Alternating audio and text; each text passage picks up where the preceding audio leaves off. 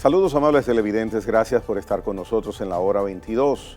Me da mucho placer recibir por primera vez en este programa a José Ricardo Taveras.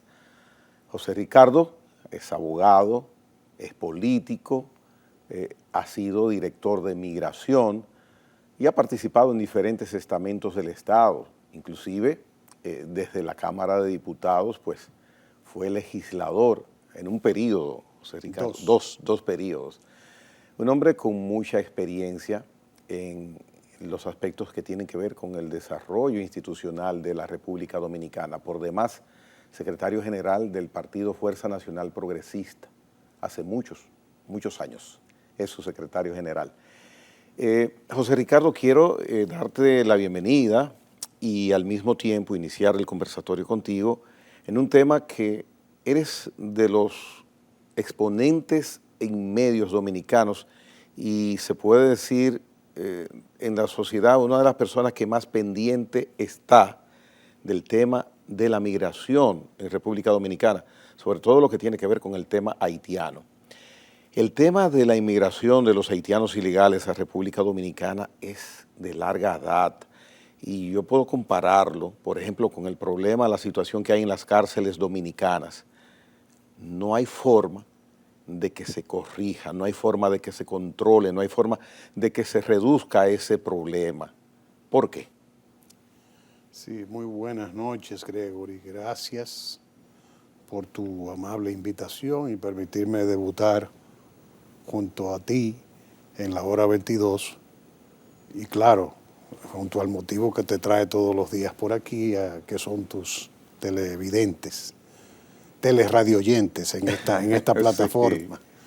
Sí.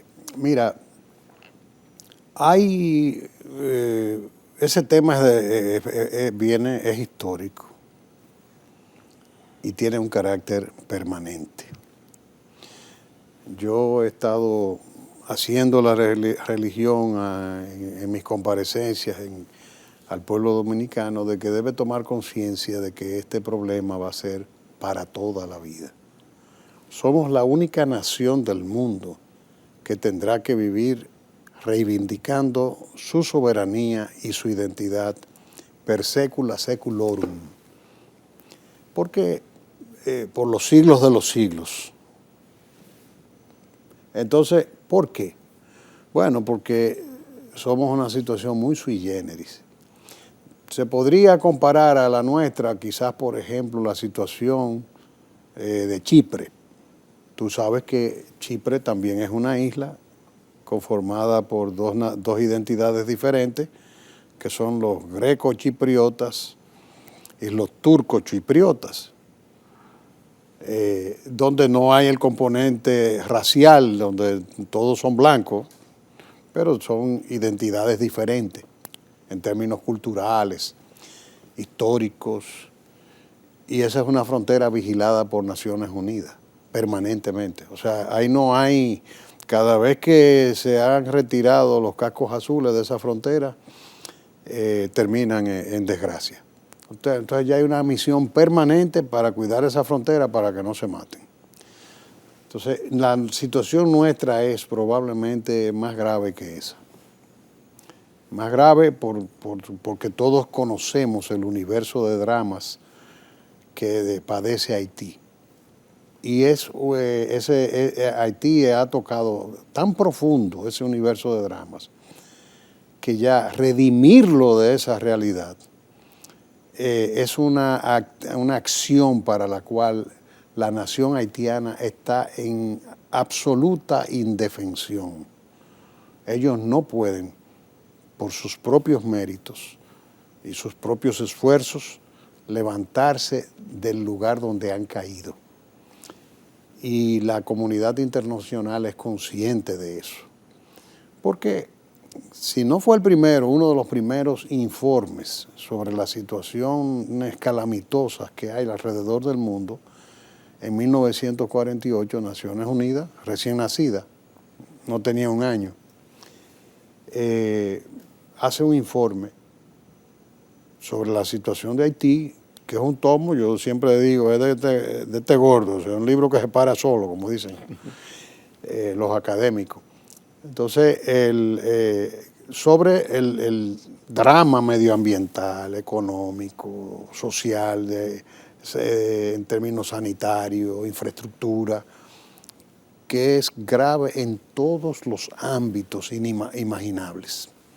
Entonces, conscientes de eso, el proceso ha ido evolucionando. Haití no era una piedra de escándalo porque mientras hubo una autoridad central, dictatorial, había un control. O sea, Duvalier ejercía un control de la frontera y no permitía que los ciudadanos haitianos incursionaran en territorio dominicano, porque hay un compromiso firmado desde 1938 en ese sentido. Pero al desmantelar el ejército haitiano, ese compromiso cesó y de ahí Haití ha venido reconduciendo sus crisis institucionales una y otra vez, que no hace falta hablar sobre eso porque ya todos conocemos ese tema. Entonces, esa realidad no va a cesar mientras no haya una transformación del haitiano en sí mismo. ¿Cómo tú transformas una sociedad así? Bueno, tratando de tener una política sostenida durante varias generaciones, con continuidad, y sobre la base de una inversión de mucha importancia. La gente ahora está esperanzada en que la comunidad internacional intervenga en Haití, porque ahora mismo el problema de Haití se señala como si fueran las bandas, y el tema de Haití es más profundo que las bandas. Las bandas son parte de la consecuencia del colapso institucional. Es mucho más profundo porque cuando tú tienes una economía incapaz de redimirse por sus propios medios, que tiene como rubro fundamental la remesa de los ciudadanos haitianos que residen en el extranjero, y que no tiene mecanismos de producción de importancia, entonces obviamente tú estás en una situación de una nación atrapada, totalmente atrapada. ¿Qué pasa con esto? Haití tiene una población formalmente de 10 millones, formalmente. Hay demógrafos haitianos que dicen que no, que en Haití hay 14 millones de habitantes. Pero sea lo que sea, vamos a partir de que son 10. Los centros de pensamiento vinculados al Banco Mundial y otros que no, pero que hacen proyecciones de las naciones, plantean, por ejemplo, que la República Dominicana crecerá tentativamente alrededor del año 2030 una economía de un PIB de 200.000 millones de dólares. Un crecimiento bastante importante. Esa proyección, debo anotar, que era previa a la pandemia. Pero obviamente nosotros hemos demostrado que nos estamos levantando poco a poco. La sociedad dominicana es una sociedad dinámica, con todas nuestras limitaciones y todo. En el caso haitiano, tú tienes una economía que es 10 veces menor que la dominicana y que tiene un Producto Interno Bruto per cápita muy inferior al nuestro. Cuando tú haces la ecuación de crecimiento poblacional y crecimiento del Producto Interno Bruto, entonces tú dices, bueno, los estudiosos dicen que para la década del 30 al 40 vamos a tener en la isla de 30 a 40 millones de habitantes. Eso es demasiado. Pero no te quepa la menor duda, por la forma en que ellos se reproducen y nosotros nos reproducimos, que las 2/3 partes mínimas de esa población va a ser haitiana. Allá y aquí, porque este es el paritorio de los haitianos. O sea, ellos nos van a duplicar entonces en población. En esa ruta que van. Y nosotros no estamos mirando a largo plazo este problema, porque eso es lo que pasa, que nosotros no hemos tenido autoridades en capacidad de ver este tema a mediano y largo plazo. Ese es uno de los retos más importantes. Entonces, cuando tú miras eso y ves las perspectivas de crecimiento de la economía haitiana, estamos hablando que Haití para el año 2030 no habrá rebasado los 20.000 millones de dólares de Producto Interno Bruto. Ínfimo. Yo estoy redondeando, estoy redondeando porque ninguno de los centros de pensamiento le adjudican un crecimiento de monto. Entonces imagínate tú cuando nosotros lleguemos a 200.000 millones de dólares y ellos se queden en 20.000. Entonces el desbalance se va a incrementar. Y nosotros vamos a ser más interesantes para estar acá. Nosotros somos su tabla de salvación. Entonces, ¿qué pasa? Cuando tú haces la ecuación de ese crecimiento económico, junto al crecimiento poblacional, significa que el Producto Interno Bruto per cápita en Haití va a crecer negativamente. Entonces, ¿cuáles son las expectativas que puede tener un ciudadano haitiano que no sea migrar? O sea, ese problema lo estamos viendo ahí. Eso es cuestión de meterse a internet y buscar los estudios de las perspectivas de los países latinoamericanos de cara al año 2030. Andan por borbotones los informes ahí, las perspectivas. Entonces, frente a esa realidad que nos coloca a nosotros en una situación de que somos una de las naciones más pobladas del mundo. Tenemos una densidad poblacional de cerca de 500, 400 habitantes por kilómetro. Nosotros tenemos 304 por ahí, más o menos, y los haitianos tienen ya como 415 habitantes por kilómetro cuadrado. En la mitad del terreno de nosotros. Ni lo sabemos allá ni lo sabemos aquí, porque aquí tenemos un censo que no ha servido absolutamente para nada en dos ocasiones. En el gobierno anterior se hizo un censo que colapsó, fracasó. Y se le advirtió al presidente que iba a ser un fracaso y también colapsó. ¿No? O sea, que ni hay datos allá ni hay datos aquí de qué es lo que está pasando en términos poblacionales. Y en un paréntesis breve. A mí no me censaron. No. A mi casa no fueron. Y en mi edificio a nadie lo censaron. ¿En tu edificio a nadie? Entonces, ¿vives en Santiago? Sí. Pero yo tengo también casa aquí porque mi vida transcurre, como yo digo que me voy a mudar en Bonao porque así yo sé para dónde tengo que coger en la mañana. Pero te explico para que tú entiendas la gravedad del problema. Por eso yo me río cuando nos dicen a uno, esto es anti-haitiano, nacionalista, xenófobo, racista.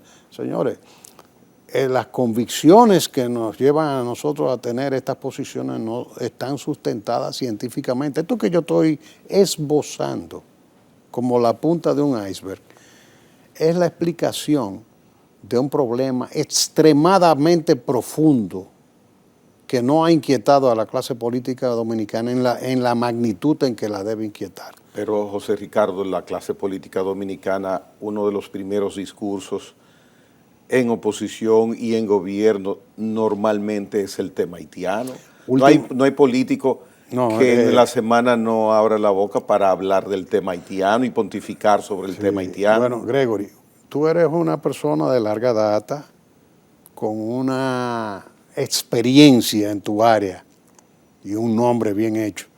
Tú sabes que eso es una moda de cierto tiempo para acá. Eso vende. Porque tú sabes que durante décadas los vinchistas tuvimos estigmatizados como de que nos desayunábamos con un haitiano por la mañana.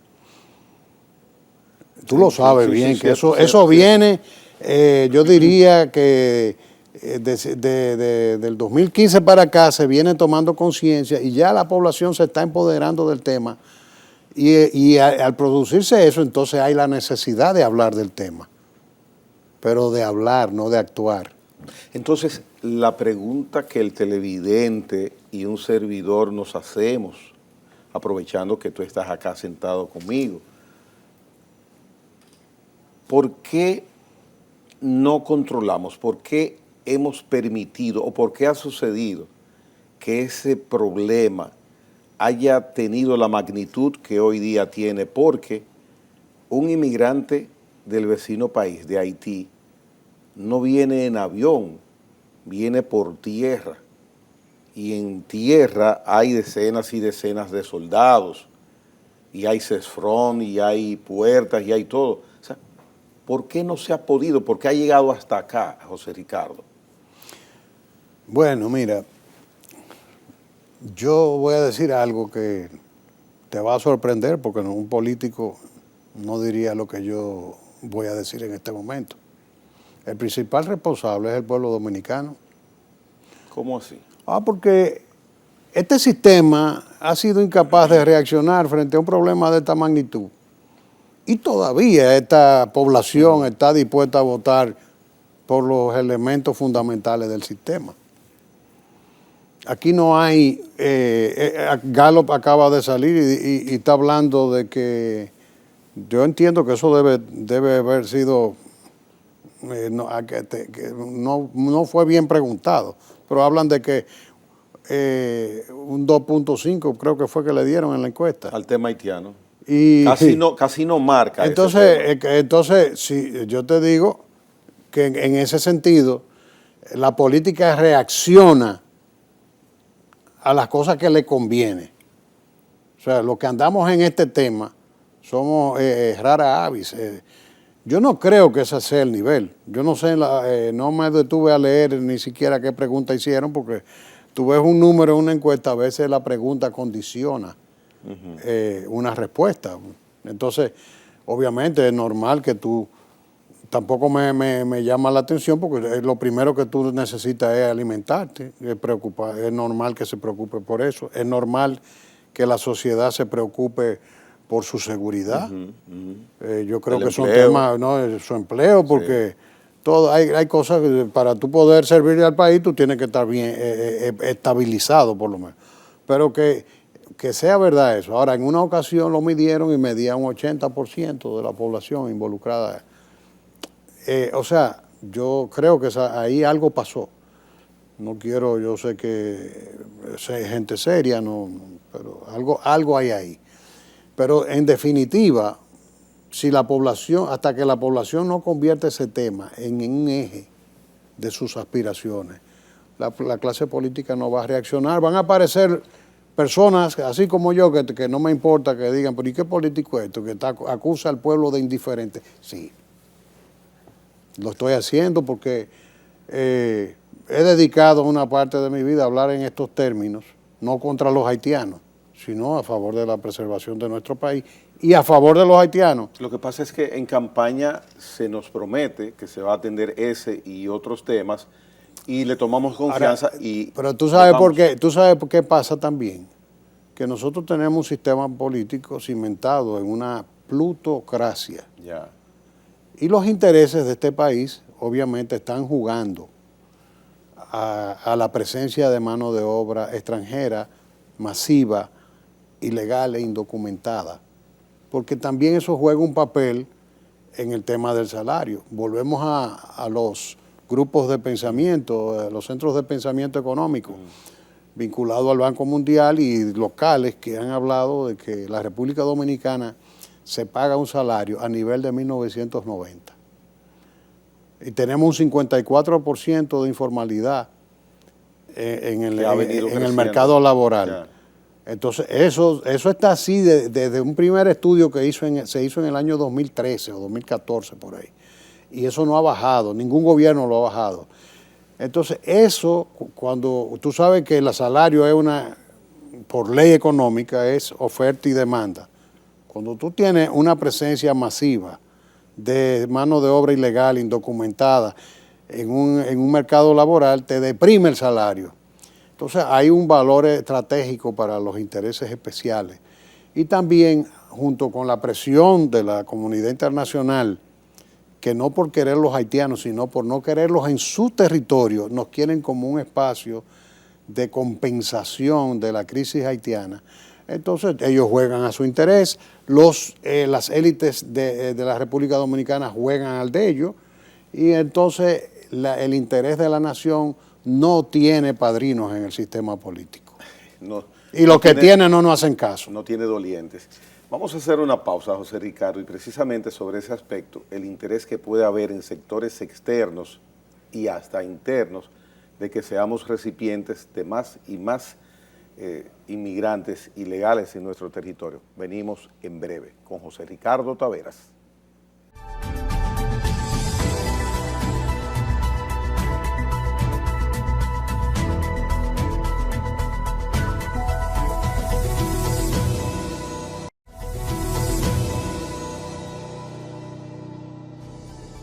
José Ricardo Taveras, en cuanto al interés externo que puede haber para que República Dominicana sea la responsable de albergar ciudadanos haitianos, te hago la siguiente pregunta.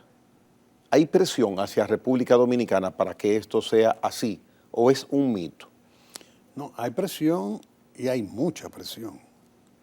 Porque el problema es que nosotros tenemos que situarnos geopolíticamente. Nosotros estamos colocados, como dice Pedro Mira, en el mismo trayecto del Sol, en la panza del imperio. Uh-huh. Entonces, pero no del imperio, no, porque aquí estamos en el Caribe, está en la situación de Cuba, en una situación geopolítica de mucha importancia, y nosotros, pero todos sabemos lo que pasa con Cuba. En el plano del mundo libre, vamos a llamarle así, el escenario geopolítico más importante del Caribe es la República Dominicana, colindando con el Caribe inglés, con el Caribe holandés, con el Caribe francés. Entonces, son muchos intereses, y con los Estados Unidos, porque nosotros tenemos frontera marítima con Estados Unidos. Entonces, ¿qué pasa? Esa situación geopolítica conlleva que tú tienes ya el historial de los cubanos llegando en balsa al sur de la Florida, y los haitianos también. Los Estados Unidos están conscientes, y los franceses están conscientes. Tú estás viendo la actitud que tienen en las islas con los haitianos. Es en jaula que los guardan y los repatrian, como si fueran bestias. Hablan de nosotros, pero lo único que sale a relucir es lo nuestro. Entonces, cuando tú te pones a mirar, los franceses no lo quieren en el Caribe francés, en los territorios de ultramar, como le llaman ellos. No lo quieren los americanos en la Florida. El pequeño Haití de Miami es una zona de nadie. Ahí no entra, es un territorio apache. Entonces, cuando tú te pones a mirar, ¿qué es lo que hace una nación? Jugar a sus intereses. Ellos están jugando a que nosotros seamos un espacio de compensación, porque ellos saben que lo de Haití es irremediable, entre comillas. ¿Y por qué no resolverlo con Haití? ¿Por qué tratar de que se...? Porque ellos saben que no tiene solución, y la que tiene no la quieren asumir. Muy costosa. Bueno, ¿qué implica, por ejemplo, a menos que Haití mañana aparezca petróleo y ya se convierta en un territorio que sea de interés para las potencias, porque tenga algún tipo de producto de importancia, algún recurso natural importante, no les interesa, porque ahí lo único que ellos ven es un pedazo de África en el Caribe, que sería muy difícil de gobernar y que requeriría que el rescate del profundo mar en que está hundido Haití sería muy costoso, porque rescatar Haití implica construir, entre comillas, vamos a usarlo así, para un nuevo haitiano. Y para hacer eso estamos hablando de transformar el haitiano durante unas 4 generaciones por lo menos. Entonces tú coger ese haitiano e irle entregando poco a poco el control de su destino. Pero para eso tú tendrías que hacer primero un ejercicio jurídico en el marco de Naciones Unidas, porque la Carta de Naciones Unidas prohíbe que los Estados miembros puedan ser objeto de fideicomiso. Entonces, que pudiera ser una salida. El fideicomiso es la salida fundamental. Yo se lo planteé una vez a Insulza cuando era secretario general de OEA. Yo le dije, ¿qué es lo que ustedes están dorando la píldora si el mundo entero sabe que Haití no es un Estado, que simplemente hay que sentar a Naciones Unidas y explicar ya que aunque se le ha respetado hace tiempo que eso desapareció como Estado, y que por lo menos se idee un estatuto de fideicomiso especial, transitorio, de mediano plazo, para crear una condición diferente en Haití, porque y él me lo admitió. ¿Recibiste respuesta? Una vez que él vino aquí, él me lo admitió y dijo, sí, vamos a hacer un último esfuerzo, me dijo Insulza una vez, reunido cuando yo era diputado con nosotros, tenemos que hacer un último esfuerzo, pero tal como usted dice, diputado, si fracasan, el fideicomiso es incontenible. Obviamente, eso te hago esa historia, porque esa situación significa que entre ellos hay conciencia de que no hay salida en Haití. Entonces, ¿pero qué pasa? Eso significa que hay que poner una administración internacional, significa que eso hay que financiarlo.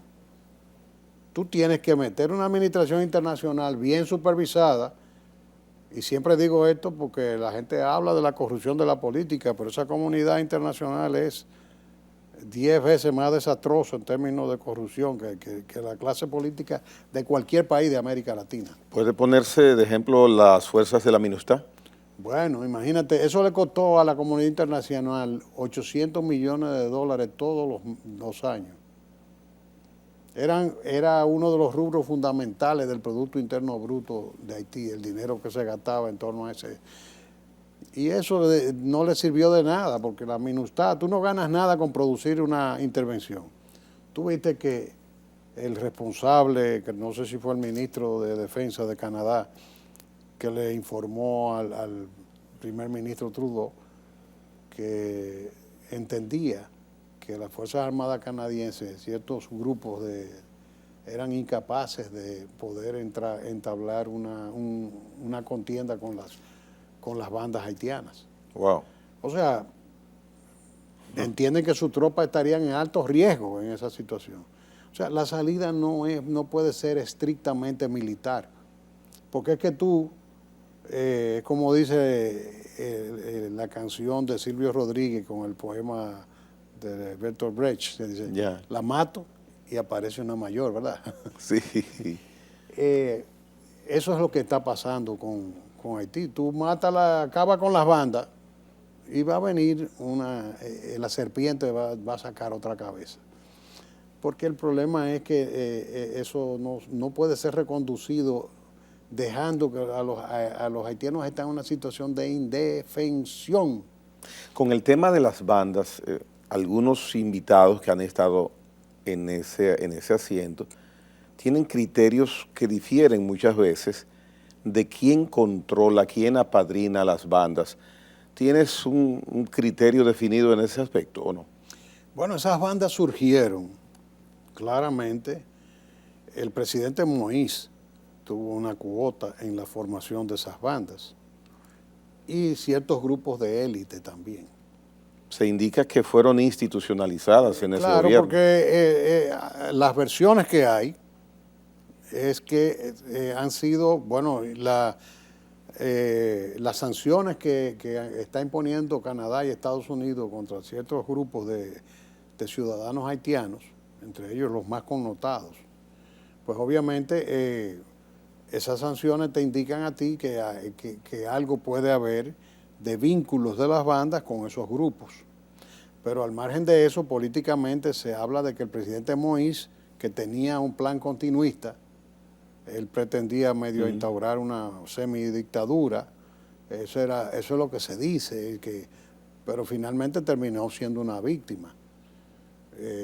Tuvo conflictos grandes, se dice que con el sector de la generación eléctrica en Haití. Yo no sé si tú recuerdas que él se reunió con el presidente Abinader en la frontera. Sí, claro, claro. Llegaron a un acuerdo de 11 puntos, me parece. Y entre todo eran basura, nada de lo que escribieron ahí tenía ningún sentido. No era... Pero había un componente peligroso. En ese acuerdo decía que la República Dominicana y Haití se iban a interconectar eléctricamente para que la República Dominicana le vendiera energía a Haití. Y obviamente eso atenta porque aquí la energía es un robo que está en manos de sectores oligárquicos que hacen lo que les da la gana. Y que todos los presidentes, de Danilo Medina para acá, todos, Danilo y Abinader, han entregado en manos de empleados, de ejecutivos de esos grupos económicos, los órganos que están llamados a ejercer un control del sector eléctrico y de todos los sectores que tienen que ver con eso. Entonces, aquí ahora mismo, por eso yo te hablo de que todo es una plutocracia. Entonces, cuando tú miras eso, ese anuncio, cuando tú sabes que en Haití la energía tiene un costo, se dice que hasta 10 o 15 veces mayor que aquí. Es una cosa tremenda. Y había un pulso entre sectores oligárquicos vinculados a la generación eléctrica y el presidente Moïse, que siempre se pensó que podía haber algo de eso en el asesinato de Moïse. Pero sea quienes sean, uno se pregunta también, después de todo esto, ¿por qué esta indiferencia de las potencias que están viendo este problema? No hacen nada por resolverlo. ¿Por qué no hacen nada? ¿Cuál es tu pensar sobre eso? Hay personas que piensan que ellos están tratando que ese problema se agudice, que se genere un conflicto de manera social profundo para justificar una intervención de mayor nivel y sobre todo para facilitar el éxodo de una buena parte hacia la República Dominicana, porque ellos hace tiempo que andan buscando como esa descomprensión para poder manejar la situación haitiana. Entonces, por eso es que tú ves que desde hace tiempo, desde el gobierno de Danilo Medina, había un plan del Instituto Nacional de Migración que fue desempolvado en este gobierno, porque ahora está ahí el papaupa de la inteligencia que ha servido esa causa en contra de los intereses de la República Dominicana, que es Willy Lozano. Nada personal, él ha servido esa causa y ha vivido de ella haciendo estudios y ha servido a las ONG que reciben fondos internacionales en ese sentido. Eso no es un secreto para nadie. Él y todo, Paveliza, el canciller, este gobierno está rodeado de los enemigos, de los caballos de Troya que nosotros tenemos aquí. En los puestos claves. Con el tema haitiano te refieres. En los puestos claves. Entonces, cuando tú te pones a mirar eso y tú te pones a ver, ¿qué se busca? Desempolvan ese plan al que me refería para los centros de refugiados establecidos de este lado de la frontera, porque si se recrudece, hay quienes piensan, yo no tengo elementos para concluir, pero sí tiene sentido pensar que se busca una agudización de la crisis para lograr por fin el establecimiento de asentamientos permanentes de refugiados en un volumen significativo, porque para eso han estado financiando y no podemos olvidar que eso le costó el poder a Balaguer en el 94. En ese momento sí hubo evidencia de la intención de que estableciéramos campamentos y él, por supuesto, se negó. Y prefirió perder los 2 años de poder, porque la gente habla disparate aquí de que Balaguer hacía trampa. Aquí todo el mundo es tramposo. Aquí en el 78 cogieron al PRD haciendo trampa. Entonces, en el mejor momento, entonces se llegó a documentar que en ese espacio de la Esperanza Nacional, que se hicieron trampa en Nagua y se hicieron trampa en muchísimos sitios. Entonces, el problema es que no era un sistema, este no es un sistema político de ángeles. José Ricardo, entonces, cuando tú miras eso, para cerrarte esa idea, lo que te quiero decir es Balaguer era un líder y tenía, lo demostró, fuera del poder, en su bolsillo, sin menearse para ningún lado, 750,000 votos que lo siguió sacando toda la vida y volvió al poder. Entonces, pero en el 94 la crisis, la razón por la cual los americanos terminaron de tachar a Joaquín Balaguer fue porque les dijo que no. Le ofrecieron hasta meterlo de premio Nobel y de todas las cosas. Y Balaguer dijo que no. Y hizo así y se prefirió perder los 2 años. Ya.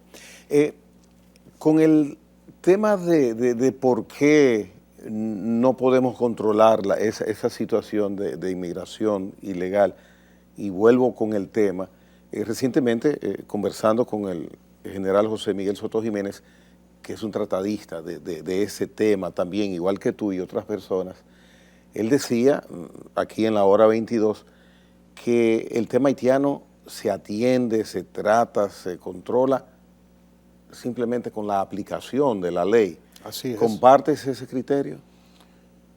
Yo creo que sí, aplicar la ley, pero aquí el tema yo diría que es de voluntad política, presidencial. Yo me río porque alguna gente me dice, ¿qué tú hiciste cuando tú eras director de migración? Porque la gente ignora. La gente cree que nosotros con Haití tenemos una crisis migratoria y eso no es una crisis migratoria. Crisis migratoria tenemos nosotros con los venezolanos, que tienen un problema y tenemos alrededor de 30 o 40 mil venezolanos que no pasan de ahí. Pon tú que 50. Eso es una crisis migratoria. Ahora, ¿qué nosotros tenemos? Una crisis internacional. Una vecindad con el colapso de una nación cuyo eje fundamental, el objetivo básico de las élites y de las estructuras políticas que dirigen esa nación es promover la expulsión de población. Pero no solo porque lo dirigen las élites y políticas y económicas, sino porque la realidad, la necesidad, la búsqueda de la existencia vital de un haitiano es salir de Haití. No hay otra salida. Entonces, cuando tú tienes una nación así cuya realidad pare la expulsión de población, ya eso no es un fenómeno migratorio, eso es una crisis internacional. Y esa situación se controla, ¿tú sabes cómo? Cuando el presidente llama a los jefes de Estado Mayor y al ministro de la Fuerza Armada, al jefe de la policía, y le diga, ustedes van a durar en sus cargos, le doy 2 semanas para que se me limpie la frontera. Y si yo veo un video de un haitiano entrando por esa frontera, se van ahí. Y lo voy a ir destituyendo hasta que encuentre un equipo que me resuelva el problema. Ahí mismo se acaba el tema de... ¿Algún presidente ha tenido esa actitud? Ninguno, no lo he visto. Porque es que primero no se comprendía el problema, porque ese problema se ha venido recrudeciendo aquí ya de cierto tiempo a esta parte. Salvo nosotros tenemos, es histórica, esa migración es histórica, no estoy diciendo que, pero en los términos que se viene produciendo es fundamentalmente, yo diría que estimulada desde el gobierno de Danilo para acá. Bien, vamos a hacer una pausa para venir al segmento final.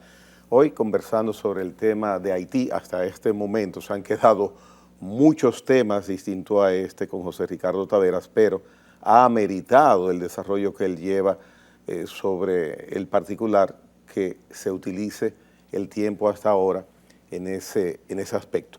José Ricardo Taveras regresa después de la pausa para la parte final de la hora 22.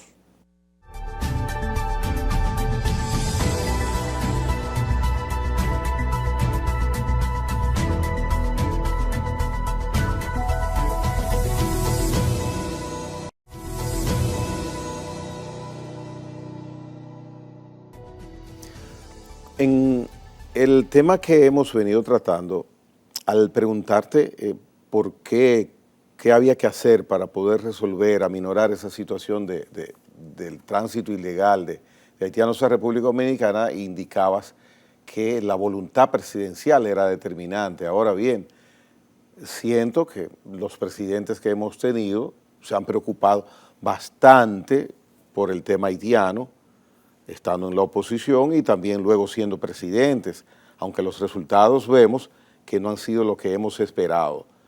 Solamente una voluntad presidencial puede ayudarnos a resolver en gran parte esa situación, o podría alimentarse o complementarse con algunas otras medidas en algunos otros aspectos. Mira, la voluntad presidencial es determinante para el manejo del tema militar. Del tema militar. El tema militar. Porque estamos hablando de que esta migración no es casual, eso es un negocio. Todo el mundo sabe que hay peajes en la frontera y que las Fuerzas Armadas están involucradas en esto. Digo, las Fuerzas Armadas no, miembros de las Fuerzas Armadas, porque en las Fuerzas Armadas, igual que la sociedad dominicana, que hay de todo, gente seria, gente que no sirve para nada, tú ves. Todos sabemos las virtudes y los defectos de nuestros organismos de seguridad. Y la responsabilidad del cuidado de la seguridad fronteriza es de las Fuerzas Armadas. Y el jefe de Estado Mayor es clave para eso.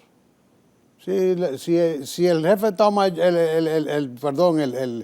el comandante en jefe es clave para eso. Si el comandante en jefe sabe que eso es un estatuto de corrupción de arriba abajo, y nombran y ese elemento no entra en juego, pues, o sea, si yo fuera presidente, yo nombro un equipo de Fuerzas Armadas y le digo a todos, si me cruza uno, te doy 15 días. Al primer videíto que me suba cualquiera de un haitiano cruzando por ahí, te va. Hasta que yo encuentre uno que controle. Olvídate que ese negocio se va a acabar. Se va a acabar en ese aspecto. Ahora, porque las Fuerzas Armadas son un gran problema, pero son la solución. Ya. O sea, son un gran problema, pero son la solución para el tema de seguridad fronteriza. Ahora, tú me dices, bueno, la voluntad presidencial no basta. Tú no puedes hacer, por ejemplo, el candidato a Abinader me parecía totalmente inapropiado para el manejo de este tema, porque todo lo que dijo era en contra del país. Hablaba de que la sentencia 168 era para perseguir a dominicanos, a desnaturalizar a dominicanos de rostros distintos. Lo dijo en la UAS, yo tengo el video guardado. Ahora, esa fue su posición. Ahora, cuando llega a presidente, parece que la memoria del papá lo tocó. Entonces cambia el discurso, pero el discurso, no la acción. Se vale de un canciller, que hace falta un buen canciller. Se vale de un director, de un presidente del instituto, el director del Instituto Nacional de Migración, que es el buque insignia de la inteligencia que dirige el tema de las ONG que han actuado en contra del interés del país. Te ponen en el Ministerio de Economía, Planificación y Desarrollo a Pavel Isa. Entonces, el presidente tiene que tener un equipo que lo acompañe en la acción, no en el discurso. Entonces, tú ves un presidente que dice una cosa y un equipo que está haciendo otra. Pero la peculiaridad del criterio de esos funcionarios que mencionas, que son criterios individuales, necesariamente implica la política en ese aspecto que lleva el gobierno, que lleva el Poder Ejecutivo, o porque son individualmente ellos quienes tienen una posición. Bueno, pero el presidente es el jefe del Estado y obviamente el jefe del poder del gobierno. Uh-huh. Entonces, si el jefe del gobierno fija una política y tú tienes que cuando tú vas a impulsar una empresa, ¿qué tú haces? Te tienes que buscar un economista, pero tú no te buscas un economista de cualquier escuela. Tú crees en tal visión económica, tú te buscas un economista que cree en esta visión. Tú no te buscas, cuando se trata de los intereses de los estados, tú no te puedes buscar una persona que ha obrado toda su vida en contra del interés del que tú dices que tiene interés de echar adelante, para que sea el que ejecute tus órdenes. Entonces ahí aplicaría el refrán de la mujer del César no le basta con ser seria. No, es que este gobierno instrumentaliza ese tema. No hay una actitud sincera con este tema. Eso es una instrumentalización del tema, con todo el respeto que me merece el presidente. Pero y las posiciones en foros internacionales y aquí mismo... Son poses. ¿Poses? Son poses. Igual que la empalizada que están haciendo en la frontera. Son poses. Porque cuando tú dices, el presidente va y se tira ahí, invita a la clase política y el primer Picasso, y no van, creo que van 3 o 4 kilómetros de la empalizada que están haciendo ahí, porque eso, sin ningún criterio. Entonces, yo le reconozco su valor porque es un paso de avance y nadie lo había hecho. Pero el anuncio para tú hacer 3 kilómetros para irte a tomar fotos, ha ido 2 veces. Alante de él. Uno de los ingenieros dijo que ya llevaban 3 kilómetros. Digo, después de más de años, casi 2 años de haber dado el primer Picasso. ¿Qué es esto? Bukele hizo una megacárcel en 7 meses. Bueno, pero entonces tú puedes ver que esos son poses. Entonces, este país no está tratando ese tema como debe. Pero a eso se añade que tú no puedes ver este tema en función de que la gente quiere ver sangre, entre comillas, vamos a deportar. Migración está deportando, hay que reconocérselo, eso hay que reconocerlo. El director de Migración acaba de indicar que hay un récord que hay que atribuirle a su gestión de 200,000 deportados en tiempo récord. Sí, no, ellos están trabajando, pero también hay un récord de la puerta giratoria que hay en la frontera. 200,000 deportados y 200,000 reingresos. Porque todo el mundo sabe, el Listín Diario publicó hace días, Gregory, yo no sé si tú lo viste, una ciudadana haitiana, entrevistaron varios, de cómo lo deportaron y cómo ellos retornaron. Entonces eso salió. ¿Y cuánto le costó? Me parecía un viaje a Río San Juan. Oye, se le debe reconocer porque que han deportado bastante. Yeah. Pero eso es inútil, porque 200,000 deportados, 200,000 retornos automáticos. La situación queda igual. Esa ciudadana que le declaró al Listín dijo que la deportaron hoy y al otro día ya estaba. Dígame cualquier ingeniero o parcelero, dueño de finca, lo que sea, que tenga ciudadano haitiano trabajando. Tú sabes cómo es, llaman a uno de los amigos o parientes que tienen en la obra para que el ingeniero le avance 7 o 10,000 pesos prestados para ellos pagar retorno.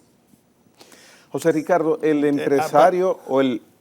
Perdón, hazme la pregunta. Bien, que voy a tratar de... Un empresario que contrate mano de obra haitiana por encima de lo que establece la ley, un constructor que para la realización de su edificio, igual como lo vemos, 95, casi el 100% de los empleados es mano de obra haitiana.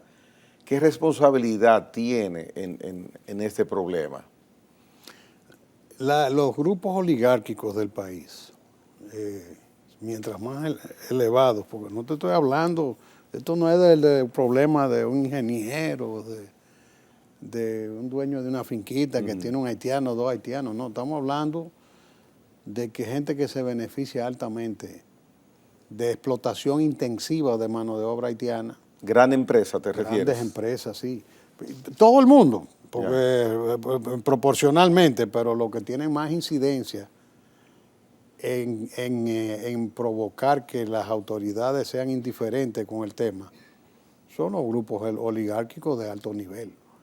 Entonces, esos grupos, que todo el mundo sabe aquí, que se debe de la producción de azúcar, que no son 10,000 gente, son 2.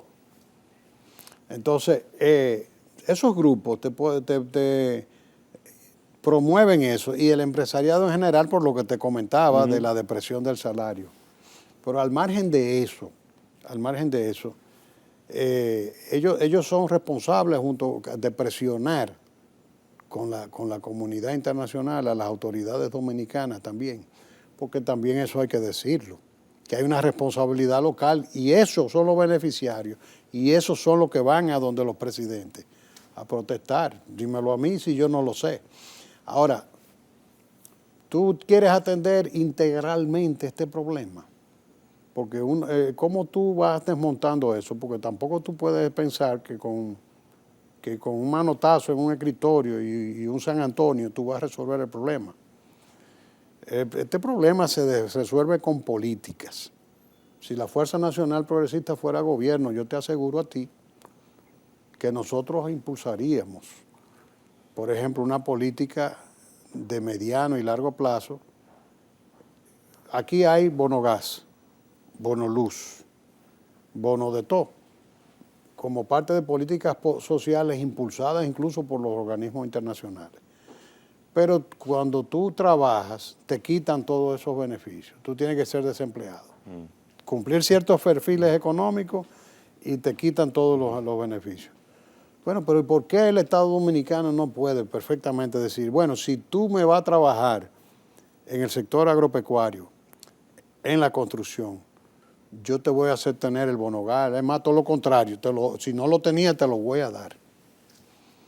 Ya. Entonces, tú puedes llegar en cierta medida a un plan de subsidio o de un plan especial de financiamiento de la seguridad social en base a un desmonte gradual, que el Estado subsidie, o que sencillamente llegue a un plan especial de facturación para incorporar la informalidad a la formalidad en el mercado laboral.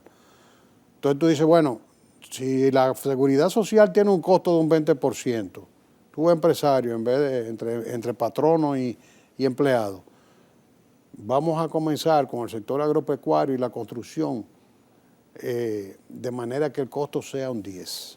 Hace sentido. Entonces, si tú tienes un 10, ahora yo te voy a meter multa si tú me empleas un haitiano ilegal.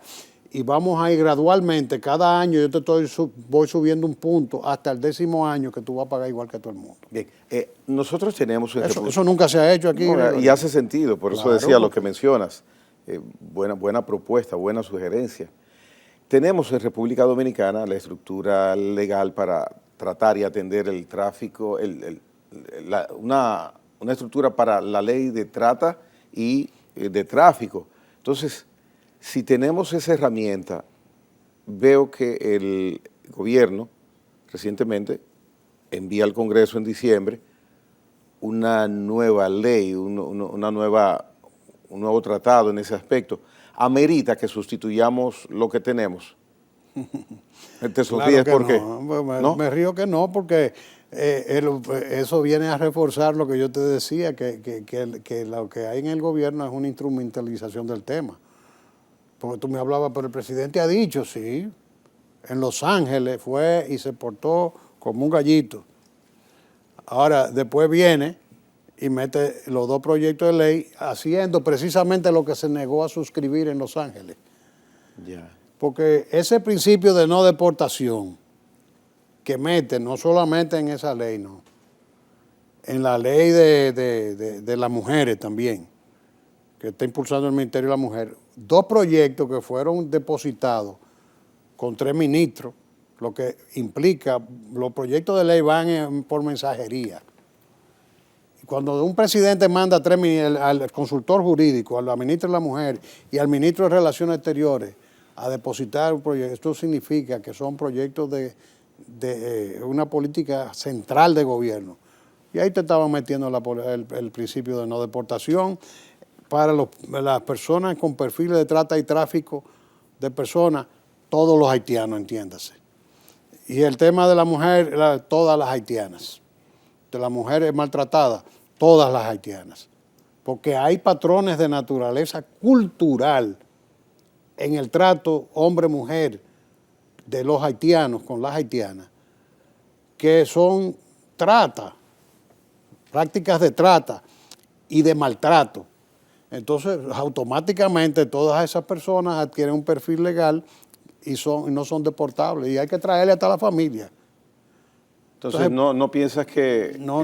Esa ley, si se le va a poner la mano, lo que hay que sentarse con los operadores del sistema, jueces, fiscales, a ver dónde ellos han determinado que pueda tener algún... Y entonces hacer una modificación a la ley que tenemos. Y actualizarla.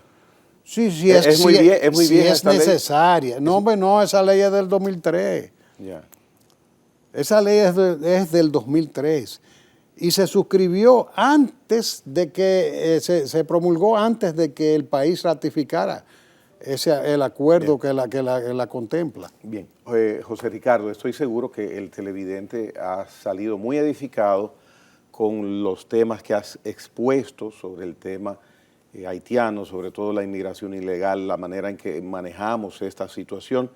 Y es importante porque es un tema delicado y que cada dominicano debe tener por lo menos un criterio y enfoques, escucharlo sin apasionamiento e independientemente de que participes en una organización política, sé que tu criterio de ciudadano y conocedor de la materia te hace exponernos lo que verdaderamente consideras es lo justo para República Dominicana y dentro del marco de la ley es lo que equivale a ser a nivel ya internacional en el trato con una nación de la cual somos vecinos.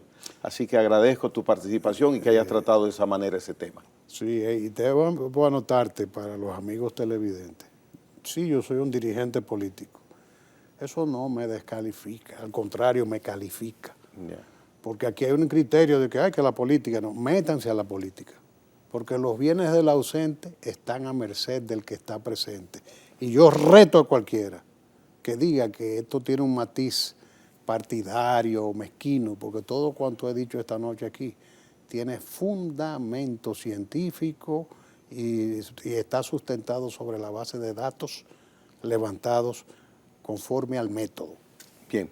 Señores, José Ricardo Taveras nos acompañó en la hora 22 hoy día. Mañana les esperamos. Hasta entonces.